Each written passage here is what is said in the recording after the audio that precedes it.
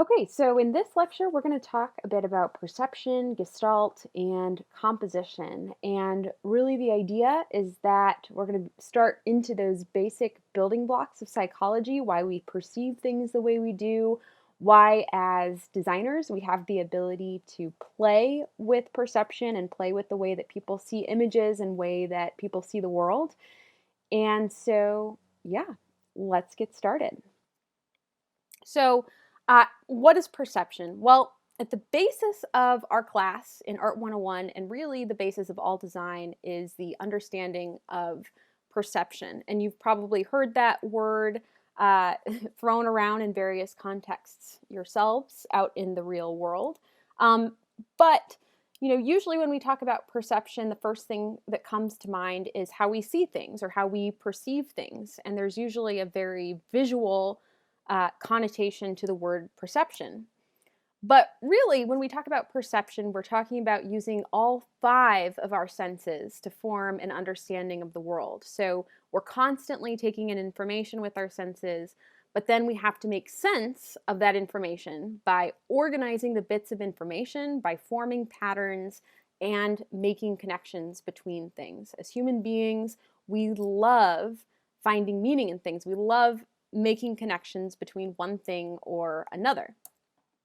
The image that comes to mind for me is the classic photo of a detective looking up at a board where he's pinned up a whole bunch of different people or newspaper articles, and then he has all of those threads linking one thing to another, forming all of these connections between various players in a case or a trial.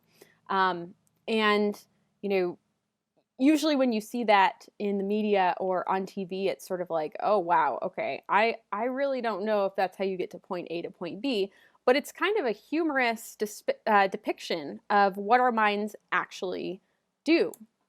Um, Another more close to home example is the idea of a coincidence. If a coincidence happens to us in our life, our inclination is to say, oh, this must mean something, or oh, I should really think about, you know, what this coincidence means. Is it a coincidence or not? When really most of the time, things that happen coincidentally are simply like random things that are lining up, but the human brain likes to make connections to try to understand this particular coincidence or thing that's happened. So these patterns or conclusions that we draw are compared to what we start out by knowing about the world from our prior experiences. And as we go about our daily lives, we're constantly forming judgments by comparing one thing to another, the things that we see in the world. And so in this way, we know that perceptions are also limited by these relationships, in particular when we're comparing something or one thing to another. So we're asking, what's big? Well, compared to what? What is light? Compared to what? What's smooth? Compared to what? And personally, I feel like, if you can even look at meme culture as being a huge carrier of this human impulse. The Getty Museum recently put out an art museum challenge where they said, while you're in quarantine, you should create an art recreation of a famous painting while you're in your home. And I've included the link with a bunch of these examples. But while you look at this original painting of the Virgin Mary with Jesus the Child on the left, which is clearly, a painting taken from a Catholic church, and you look at the photo on the right of a woman with a blue towel over her head and a dog, you can't help but keep looking. Your eyes keep sort of darting between one image and the other, looking at the different ways in which this person accomplished this challenge or task. And I've included another example on this slide as well. But there's a lot of really interesting ones, and interesting to see how people sort of take the comparison of, well, how do I get this beautiful, flowing, lush, like dress out of a Flemish painting? Well, I do have this like really plush, fuzzy blanket. I might be able to use that. Anyway, I digress. Please check out that link. It's hilarious. So the theory of perception comes from a classic psychological theory called Gestalt, which some of you guys might have heard of, some of you guys might not have. The word itself is untranslatable directly to English, but we can understand it by thinking about this idea of configuration and wholeness. So Gestalt is sort of the idea of configuration and wholeness. And Gestalt is a branch of psychology that was originally developed in the 1920s by Max Wertheimer, who coined the term in 1912. And this term helps to understand perception by saying that parts can better be understood in the context of the whole, or as unified wholes, and not by examining and breaking down all of the parts individually. So you might have heard the phrase, the whole is greater than the sum of the parts. That translation is actually incorrect. It's more like you want to think about the other, or the whole as being other than what the parts are. And I've included a picture here of Max Wertheimer as well as a fun meme of Max Wertheimer for you to consider. So if we look at this graphic, for example, that I just lifted off the internet, an interesting design. When you first look at it, you probably perceive, oh, this is the letter Y on an orange background. Your first thought is probably not, this Y is made out of all of these little gears and cogs, and the background is all of these little bolts that are comprising the orange background. In fact, when I first saw this image on Google, before I really examined it closely, I thought that those little gears were tiny white flowers. But I knew for a fact that the first thing that I saw looking at this was the Y that's composed out of all of these tiny parts. And that is, in essence, how our minds operate in taking in information first. We perceive the whole first, and then we start to break it down into parts. And so we're getting closer to how this relates to design. The visual experience is not exactly like science. Visually, it means that we can understand or perceive the whole before the parts, just like what I just did with the Y on that orange background. And the whole is actually more or a different experience than simply the sum of the parts. It is other than the sum of the parts. The parts can interact, and this interaction changes them and what they are. So the pieces might be the same, but if you move them around, the whole is very different and everything changes. And Gestalt can be broken down into various principles, which we'll get into detail in a little bit here in this lecture. But I love this graphic that I've included on this particular slide because each of the letters of Gestalt is a visual description of what we're kind of talking about. So the G, proximity, we know that the squares are close enough that we start to form a connection between them and see a G from seeing a bunch of squares in front of us. The E, common fate, all of these lines point the same direction in that E, and then we understand that as being an E instead of a bunch of red lines and a bunch of black lines. They're all the same to us. We see the E first. Continuity in the S. We have similarity in the T. We see the T even though it's actually a block of different circles, but because the T is in black and the other circles on that particular board are green, the T sticks out.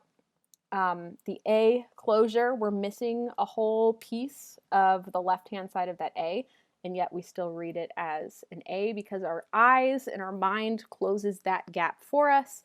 Common region, we have an L outlined and enclosed by the color blue, so that stands out from the rest. And then we have symmetry, where even though we're missing the middle part of that T, our eyes again kind of close the gap in that symmetrical space. So 2 more examples. We can't really understand a cake by taking a bite of flour, taking a bite of a raw egg, and a bite of brown sugar, right? It's the way that all those ingredients work together to form that cake.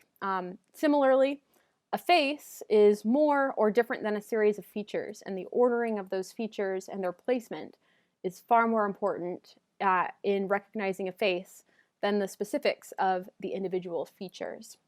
So, for example, some of you guys might have been in a relationship at one point where your significant other asked you, without looking, what color are my eyes?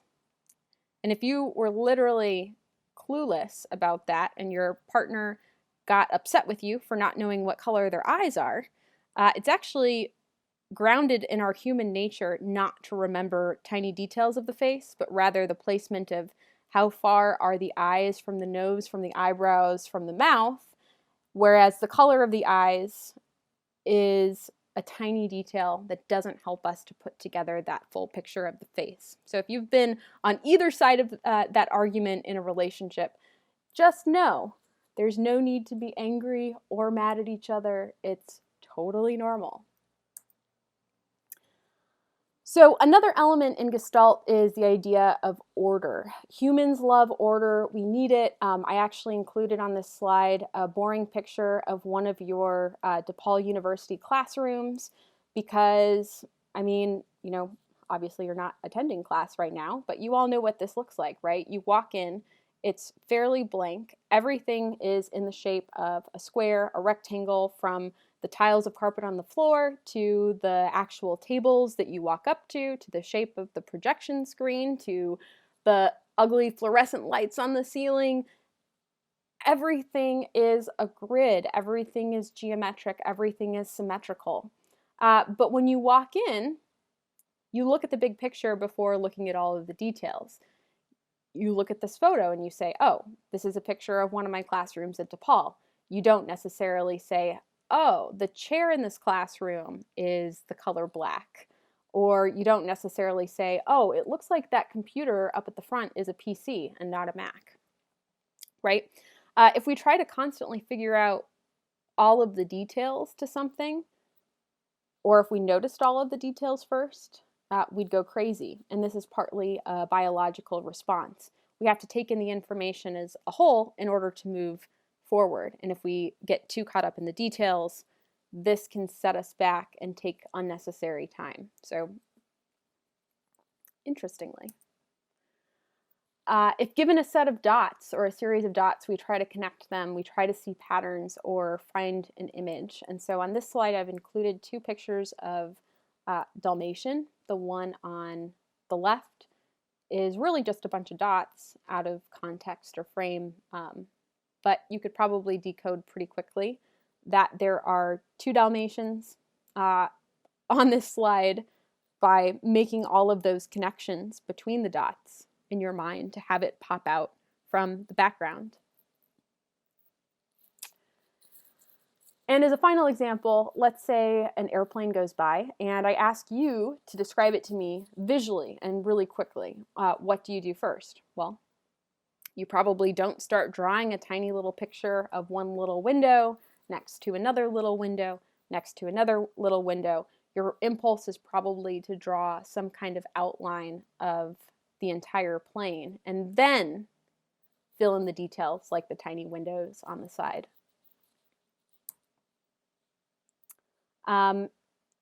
Another example, you walk into your room. How do you take it in? Understand it quickly. Your first thought looking at this room in the image, you know, this is probably a young person, a dorm room. You can kind of see the institutionalized furniture and the bed frame in here. And then you start to really look around and read some of the images as you get into the details. And you're like, oh, this person has a Rage Against the Machine poster in their room. Oh, this person has like 4 dirty towels hanging up. Oh, this person has a live concert poster for the Gorillas next to some nice like landscape Hawaii magazine cutouts. And you can really find yourself spending some time with this. So we see it all at once. We take in information holistically. We try to organize it, order it, compare it, and we see the big picture, not the tiny details. So as designers, we have the opportunity, the really interesting opportunity to play around with that, to experiment with that. We have to think to ourselves, well, how much information do people need? If we don't provide some sort of structure or organization surrounding what we're presenting, even if it's not readily obvious, people will probably find it to be uneasy and disturbing. And so here I've included two examples of bad design. Check this image out on the left. IT technology. The T is like supposed to be the technology, but then it says department information. This is an interesting one because there's no visual hierarchy. I don't know what I'm supposed to be looking at first. And as my eyes start to deconstruct this, I start to see things like information, but then in department doesn't quite make sense. Or the image on the right, this is an anti-smoking ad that was plastered onto this Metro bus. Smoking is not our future, but because the bus still has to be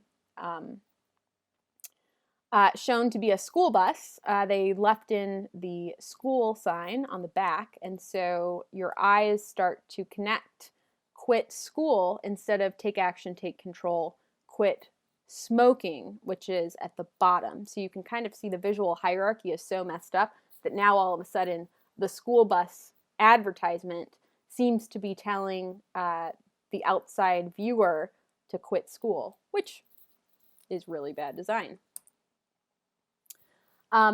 If we give them too much information, maybe they're not as engaged with looking at it. We can hint at information, knowing that the viewer will eventually connect the lines, fill in the gaps, and this makes it more active for the viewer. So in these two examples, I find ridiculous, insane nail design to be fascinating. And what's great about looking at this image on the left, all of the nail designs are so intense. They're like almost like pop-up book style. And the first thing that I noticed looking at this is like how much stuff there is. But I'm not really seeing any details or quite understanding what's going on. It just looks like someone piled a bunch of information on their nails, which is kind of awesome and definitely the kind of thing that you would have to get really up close and personal with. So that's an example of something that is super detailed, maybe a little bit too much, maybe a little bit over the top, but works in interesting ways. The image on the right is the classic Shepard Fairey hope poster of Barack Obama, which I'm sure many of you guys have seen. The interesting thing about why this design works so well and is so interesting, and I think has become an iconic piece of our country's sort of presidential paraphernalia and story, is the fact that Shepard Fairey took away so much detail, but left enough for us to recognize and fill in the gaps or the dots that this is clearly Obama's face, Obama's eyes. Thinking back to our discussion about how we read a face or how we understand a face, we can very quickly put together that this is the President of the United States or a campaign for his presidency. So something to think about. How much information do you include? How much do you take away and still have it be a great, wonderful, interesting, and compelling design piece? So thinking about Gestalt in terms of our current historical moment, many art theorists, aestheticians talk about how now we're living in a postmodern time period or post-1945. It's very possible that after our global pandemic is gone, we will probably be living in a time that is potentially called something other than postmodern or post-postmodern, but there'll probably be a specific name for it. So we're living in a really interesting time period right now where perhaps there's a transition. And we've been talking about living in a postmodern era really since the 1960s and 70s, when more and more information was coming out about what the dominant aesthetic is. And right now, the aesthetic is to throw out a lot of random information or seemingly random information. And you're probably really used to it. You see things quickly and take in a lot of information on the computer, on the TV. A great example is sampling in music, putting different types of styles or different things together, and film. But within the chaos, there is still a lot of order and unity, or the consistency of seeing it all on the same size or format or screen. For example, as you're scrolling through Instagram, you might see a bunch of different artists, a bunch of different musicians, your friends putting out a lot of different information, but because it's all within that same context or screen, your mind formats that as being unity, and we still feel that sense of control over the information. So on this slide, I've included two pictures. One, which is an interesting sort of postmodern design by an artist that has 3 panels or 3 frames where the woman in each frame, her head is blocked out by a different color. And then on the right, these are 3 people simultaneously creating or dancing to Old Town Road, the Lil Nas and Billy Ray Cyrus track. And I think this is an interesting comparison because, you know, and 9 Inch Nails. Thank you, Ryan. It's an interesting comparison because we have 3 different interpretations of this cowboy dance that Lil Nas X originally put out on TikTok. But the track itself is a mashup of a trap hip-hop beat alongside a sampled moment from a 9 Inch Nails song. So we have all of this stuff coming together, and then this cacophony of information, all of these people wearing cowboy hats and plaid shirts and jeans dancing to the same song. And I think it's interesting how cultural movements can create order or what to expect or to predict, even out of something that's a total chaotic mashup of sounds and influences and places where you might experience these things. The principles of Gestalt, we already kind of talked about. This is one other example of common region, proximity, continuity, closure, symmetry, similarity, common fate. You don't have to have all of these memorized and down, but I do think that seeing more and more examples of the principles of Gestalt or examples of Gestalt is interesting because you can really start to grasp hold of what these concepts are when you do see them playing out in a design piece. And closure, for example, you know, if I am giving a lecture like this to the class, I'll be drawing lots of images or pictures on the board. And one thing that I like to do is quickly draw a picture of a circle on the board that doesn't quite connect, and I'll ask everyone in the class, so what did I just draw a picture of? And there's usually 3 people who blurt out all of a sudden, you just drew a picture of a circle. And the answer is actually no, I didn't. I drew this weird organic shape. A circle has to connect. A circle has to conform to pi, or the 3.14, 159, 265, 589, all of that sort of thing, and it has to be perfectly round. And the thing that I draw on the board is far from being a circle, but our minds immediately form that connection and call it that. So this is a closure. So moving forward, what is design exactly, and how does this relate back to everything? We've started kind of digging into this, but I think it's important to define what design is. And generally speaking, we use the word design as both a noun and a verb. It's both the process of designing, the noun, as well as the end result. And so, or the process of designing being the verb, and also the end result, the design, as being the noun. And it's been defined as to invent, to have a plan for something, to have a goal or purpose, a visual composition, a reasoned purpose, intent, or solution. I like to say to all of my classes that we are not creatives. We're not creative people. We are problem solvers, and we're the best problem solvers. And that is a hallmark of what makes a good designer, a good artist, a great musician. You have to problem solve it through a given challenge, and figure out what that is and put the time towards the process of figuring out how to solve any given challenge. And so, yeah, absolutely, creative is a great word, and everyone, I hope, is being creative while we're all quarantined and figuring things out as the globe, as the planet Earth right now. But there's a lot of challenges and problems to solve as well that design can play a part in.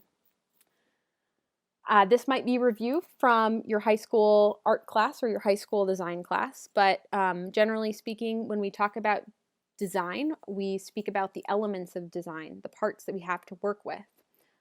For example, line, a mark between 2 points. We have shape, whether they're geometric or organic shapes or abstracted shapes. We have texture, the actual surface of any given object or the look and feel of it. We have value, which is how light or dark an area looks. And in this example, I've included a gradient, which is a great way to visualize value because it shows everything from dark to white, all of the shades in between, and can be used to create depth, to create a pattern, to lead the eye through a piece, or to emphasize something. There is color, which is used many times to generate emotions, define importance, create visual interest. And then space, which is the area around or between elements in design. And that can be used to separate or group information. It can be used effectively to give the eye a place to rest, define importance, or to lead the eye throughout the design and more. We're going to talk a little bit about breaking up a composition in a format as far as space here momentarily. And so composition, or the word composition, we use in order to talk about the way in which we deliberately arrange these parts, all of these elements of design, in order to best achieve our desired end, which could differ, whether it's efficient, visually pleasing, attracting a desired audience. And although composition requires different parts, it generally cannot be considered except for as a whole. All of that Gestalt theory, which we talked about, plays a part in our understanding of what composition is. In the image that I've included on this slide, it's sort of like looking through your camera's viewfinder or looking at the crop tool in your Instagram. You notice many times your crop tool in Photoshop, in Instagram, in Lightroom, whatever program you're working in, creates a sort of 9-piece grid where all of these lines rest on the third. And generally speaking, the sort of intuitive way to balance a composition is to put your subject of interest on a third to create a sense of asymmetrical balance, or you can put your subject in the center or around that center frame, which will create a sense of symmetrical balance. So these are things that we can play with as designers as we're putting our composition together. But it gets more complex than that, because there's also the principles of design. Again, hopefully this is some review for those of you guys who took some art classes in high school or have taken other art classes at DePaul. We're talking about how the elements are arranged and organized. Unity refers to color, shape, texture, and value, how those things work together. Emphasis, which is through contrast of value, hue, shape, more powerful imagery that really draws you in. Rhythm and movement, so we're talking about repetition of shape, line, and color to create either regular movement, irregular movement, progressive movement across the space of your format or your composition. Your space and format divisions, major structural divisions, thinking about things like the rule of thirds, which we just talked about in the prior slide. And then balance. We also just briefly talked about whether that balance feels symmetrical, asymmetrical, radial, or whether balance is created through value, shape, color, or texture. Lastly, the idea of contrast, how elements sort of sit up and against each other, and where we have our darkest darks, our lightest lights. All of these principles play a major or minor role when we compose. They're not always all at work in a given piece, but it's always a balancing act. And one of the things you'll learn in this class is sort of balancing between unity of things and variety of things. Too much of anything is sometimes really limiting or counterproductive. So as designers, we're trying to create a sort of dialogue of tensions. We're trying to strike a balance, bridge things, we're trying to make transitions, and relate back to the page as a whole. We're trying to create a dialogue of tensions because that's where things really get interesting. And so how you choose to structure these elements and create your composition will affect the viewer's perception and will also allow you to express things by how you present them on your page. And this is the really fun and interesting part about where you start to control the content as the designer.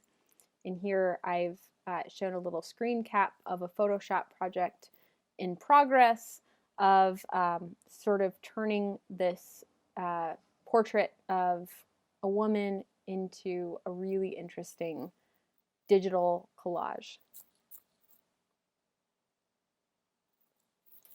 All of the decisions that you make take place within a given format. And so when we talk about format, we're actually talking about the space in which you are creating or designing. It's your canvas, it's your artboard, it's the big tire outside. It's a round format that you've decided to paint or spray paint and hang up on the side of your apartment building.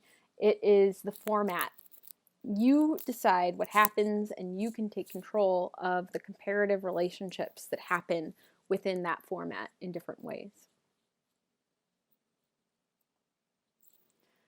Generally speaking, formats can come in many different shapes and sizes, and those different shapes of what format you're working in have different connotations.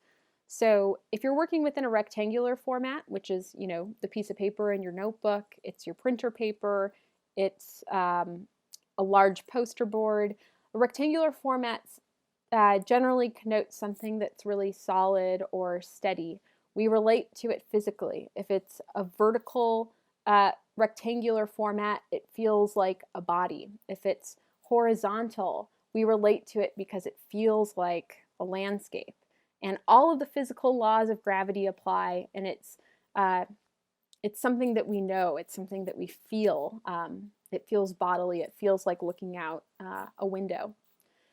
If you're designing within an circular or an oval format, generally speaking, this connotes something that feels a little bit less steady, like it could roll away. It connotes more fluidity, more motion.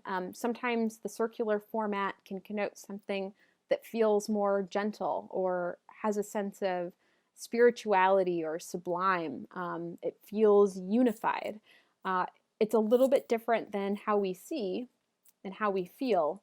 And so, generally speaking, circular versus rectangular formats are described as such.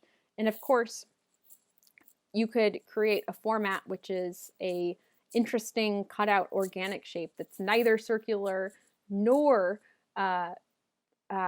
rectangular, and that might connote its own sort of sensibilities depending on what you're creating or what you're designing. When we talk about the picture plane or picture field, we're talking about the orientation, whether it's horizontal or vertical, as far as the space that you're composing in. And the picture frame is what we refer to when we're talking about the border or the edge of the frame and where you're composing something. And honestly, the way that the picture frame functions has really changed pretty dramatically throughout art history. The ancient Egyptians considered the frame to be the edge. So shapes responded to it, followed it. The frame was sort of what contained all of the hieroglyphics. They're all in these like sort of rectangular boxes. But then the frame became more of a window. Shapes went beyond it, and the viewer assumed that if the frame moved, we'd see more of the image, or it continued. And this is really sort of what you'll see in church paintings during the Renaissance, Flemish paintings. In 20th century art, we've really challenged this. So this is sort of 1900s and on. We've started to see the format less like a window and more like an object or a surface with edges. And here is the famous painting that many of you guys are probably familiar with at the Art Institute, 20th century Impressionist piece. And we have moments where, you know, the guy in the left, his pants, his reclining pose sort of goes off the edge just a little bit, but for the most part, everything is really quite contained within that space. So the last thing, the last major point to mention as you're designing, as you're composing for especially moving into your second project with the imaginary landscape, because with the first project, the 1 in 20, a lot of the format decisions have already been made for you because you have to design it as a grid and make that composition feel right. But moving forward, you'll be designing on a canvas from scratch. And so I'm going to talk about how different places in the format feel differently when you're looking at them. The center of the format is the most potent space in the field. So unless you want something that's very bold, direct, or simple, you should generally speaking avoid placing a whole lot of visual weight there because it will very quickly become overly dominant. Sometimes the center is where it feels like the center and it's not the actual mathematical physical center. So even if this circle that I've created within this format isn't in the perfect center of this, because it's close enough, it is already sort of that dominant weighted thing. The edge, you should always be aware of the edge and your shapes or objects' relation to it. And sort of like a magnetic field, the more tension, or there's more tension as you get closer to the edge. And then when you cut through the edge of that format, like if this circle were overlapping this over the edge here, we'd feel a little bit less tension going through the edge of that format. So try to avoid shapes that line up too perfectly with the edge or come diagonally right out of the corners, because those will very quickly feel quite dominant and quite weighty in your composition. In your format, the top and the bottom do not feel the same. And again, this goes back to our sensibilities as human beings dealing with gravity and our physical experience.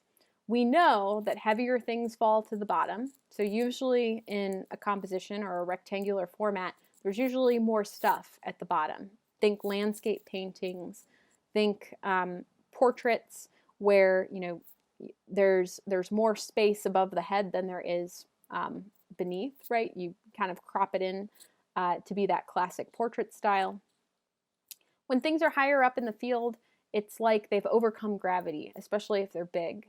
And this gives them a lot more visual weight, and also the connotations of lift or sometimes joy even. Like if you think about a big batch of balloons going up into the sky, that's a pretty large, that could be a pretty large object, but that feeling of weightlessness, one, we know we're looking at a balloon, which helps, but two, it's not something that we're used to seeing as far as large things being up in the sky.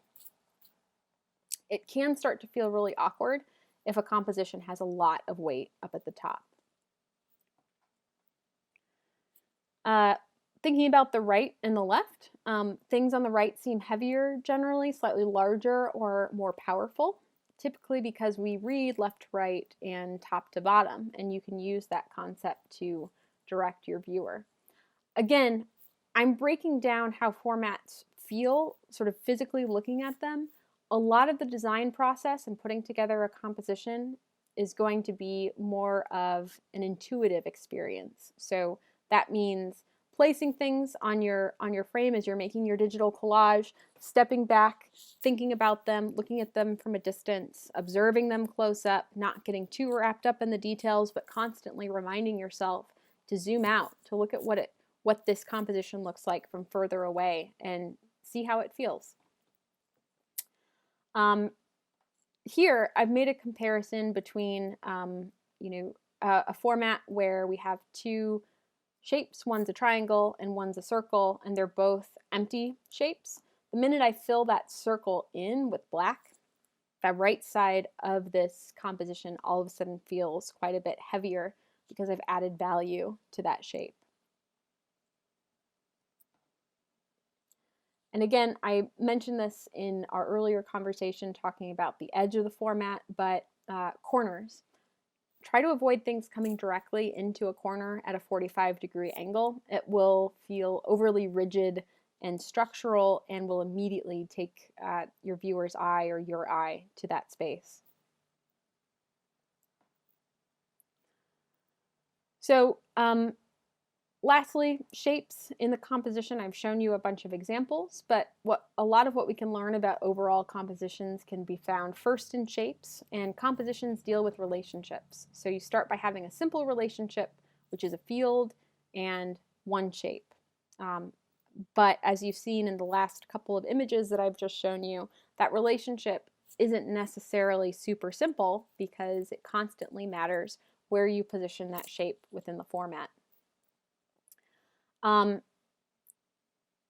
Speaking of shape, when we're looking at a design or a composition, we're generally talking about a figure and ground relationship. The figure is generally seen as the positive shape that sits spatially in front of a larger plane or field or a background. And then the ground is something that recedes into space. It's less important. It commands less attention. It's the landscape, whereas the figure is the person on the landscape.